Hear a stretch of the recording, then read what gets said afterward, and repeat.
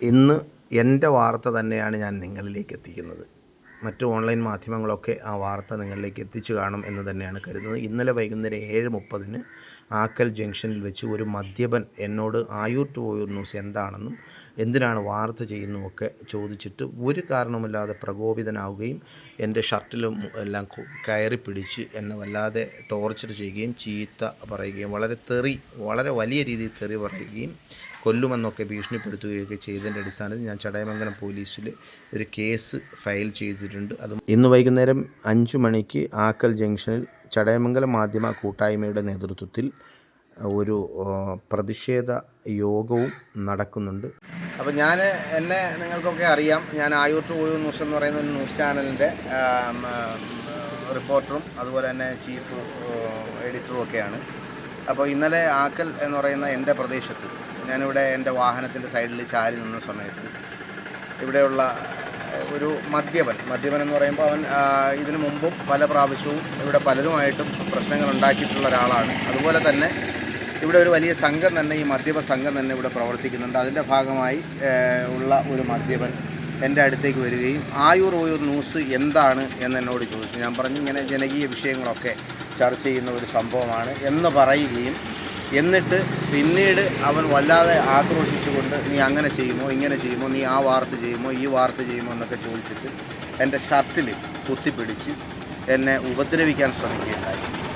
അപ്പോൾ ഉപദ്രവിക്കുക, അതുപോലെ തന്നെ വല്ലാത്ത രീതിയിൽ അസഭ്യം പറയുകയും ചെയ്തു. ഇതുവഴി വന്ന ഒരു പോലീസ് ഓഫീസർ, അത് നമ്മുടെ നാട്ടിലുള്ളൊരു പോലീസ് ഓഫീസർ ഇതിൻ്റെ ശ്രദ്ധയിൽപ്പെടുകയും എന്നെ ഈ കോളറിൽ ഇങ്ങനെ പിടിച്ച് നിർത്തിയിരിക്കുന്നവർ കാണുകയും അപ്പം ആ പോലീസ് ഓഫീസർ ഇടപെട്ട് ഞങ്ങളെ രണ്ടുപേരെയും രണ്ട് ഭാഗത്തേക്ക് പിരിച്ചുവിടുകയും ഞാൻ എൻ്റെ വാഹനത്തിൽ കയറി പോവുകയും ചെയ്തു. അതിനുശേഷം ഇവിടെ എൻ്റെ വീട്ടിൽ വരുമെന്നും എന്നെ കൊല്ലുമെന്നും ഒക്കെ പറഞ്ഞിട്ട് വല്ലാതെ ഭീഷണിപ്പെടുത്തുകയാണ് ഈ പറയപ്പെട്ട ആൾ. ഇവിടെ ഒരു വലിയ മദ്യപ സംഘം തന്നെ ഇവിടെ പ്രവർത്തിക്കുന്നു. ഇവിടെ ഒരു പഞ്ചായത്ത് കിണറുണ്ട്. ആ പഞ്ചായത്ത് കിണറിൽ നിന്നും വെള്ളം കോരി ഇവിടെ തൊട്ടടുത്ത് കൊണ്ടുവച്ച് വളരെ പരസ്യമായ രീതിയിൽ മദ്യപിക്കുകയും അതുപോലെ തന്നെ ഈ വിഷയം ഞാൻ എൻ്റെ ചാനൽ വഴിയും അതുപോലെ അല്ലാതെ മറ്റ് എൻ്റെ മാധ്യമ സുഹൃത്തുക്കളോട് പങ്കുവയ്ക്കുകയും അതുപോലെ ഇവിടുത്തെ പുയപ്പള്ളി, ചടയമംഗലം പോലീസ് ഓഫീസർമാരെ ഈ വിവരം ധരിപ്പിക്കുകയും അതുപോലെ തന്നെ എക്സൈസിലും ഈ വിവരം ധരിപ്പിക്കുകയൊക്കെ ചെയ്തിട്ടുള്ളതിൻ്റെ പരിണിത ഫലമാണ് ഇപ്പോൾ സംഭവിച്ചതെന്നാണ് ഞാൻ മനസ്സിലാക്കുന്നത്. ഇത്തരത്തിൽ പോയാൽ ഒരു സ്വതന്ത്ര മാധ്യമ പ്രവർത്തകൻ എന്നുള്ള നിലയിൽ എൻ്റെ ജീവന് തന്നെ ഭീഷണിയാകുന്ന ഒരു സന്ദർഭമാണ് ഇപ്പോൾ ഉണ്ടായിട്ടുള്ളത്. അപ്പം ഇതിനെതിരെ ശക്തമായ നടപടി സ്വീകരിക്കണമെന്നാണ് എനിക്ക് ബഹുമാനപ്പെട്ട ചടയമംഗലം SHO ഉൾപ്പെടെയുള്ള പോലീസ് ഓഫീസർമാരോട് പറയാനുള്ളത്. ഇനി മേലിൽ ഇത്തരത്തിലുള്ള ഒരു പ്രവർത്തനം, അതുപോലെ നമ്മുടെ മാധ്യമ പ്രവർത്തക കൂട്ടായ്മ തന്നെ ഈ ഒരു വിഷയം ഏറ്റെടുക്കുകയും അവർ വളരെ ശക്തമായ രീതിയിൽ ഇതിനെ പ്രതിഷേധിക്കും എന്നറിയിക്കുകയും ചെയ്തിട്ടുണ്ട്. അതുകൊണ്ട് ഈ വിഷയത്തിൽ അടിയന്തര പ്രാധാന്യത്തോടു കൂടിയിട്ട് ഈ വിഷയത്തിൽ ശ്രദ്ധ ചെലുത്തണമെന്ന് ബഹുമാനപ്പെട്ട ചടയമംഗലം പോലീസ് SHO ഉൾപ്പെടെയുള്ള ആളുകളോട് ഞാൻ അഭ്യർത്ഥിക്കുകയാണ്.